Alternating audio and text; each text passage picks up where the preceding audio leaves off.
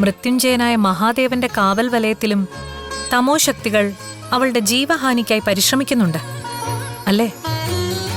അവരുടെ പരിശ്രമങ്ങൾ എന്തു തന്നെയായാലും വിധി അനുവദിക്കുന്ന സമയം വരെ ആ ആയുസ് സുരക്ഷിതമായിരിക്കും. പക്ഷെ അതിനപ്പുറം നമുക്ക് അവൾക്ക് വേണ്ടി ഒന്നും ചെയ്യാനാവില്ലല്ലോ. വിധിവിഹിതം നടക്കേണ്ടത് തന്നെയാണ്. എങ്കിലും അചഞ്ചലമായ ഭക്തിക്ക് മുമ്പിൽ വിധി പോലും വഴിമാറിയ ചരിത്രമുണ്ടല്ലോ. മൃത്യുഞ്ജയ ഭക്തിയാൽ മരണത്തെ മറികടന്ന മാർക്കണ്ഡേയന്റെ കാര്യം തന്നെ ഉദാഹരണമല്ലേ? ശരിയാണ്. ഉപാധികളില്ലാത്ത സ്നേഹം കൊണ്ടും അചഞ്ചലമായ ഭക്തി കൊണ്ടും ചിലപ്പോ വിധിയെ തടുക്കാനോ മാറ്റാനോ കഴിഞ്ഞേക്കാം. പക്ഷേ എല്ലാ കാര്യത്തിലും എപ്പോഴും അങ്ങനെ തന്നെ സംഭവിക്കണമെന്നില്ലല്ലോ. അറിയാം. എങ്കിലും ആ ബാലികയുടെ കാര്യത്തിൽ അങ്ങനെയൊന്ന് സംഭവിച്ചാൽ നന്നായിരിക്കുമെന്നൊരു തോന്നൽ.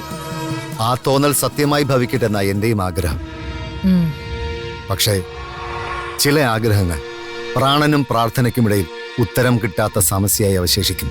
ശിവഭക്തയായ ആ ബാലികയ്ക്ക് അഭയം ഭഗവാൻ തന്നെ ആവട്ടെ. വേദനകളെയും യാതനകളെയും പഞ്ചാക്ഷരി കൊണ്ട് മറികടക്കാൻ ഭഗവാൻ അനുഗ്രഹിക്കും.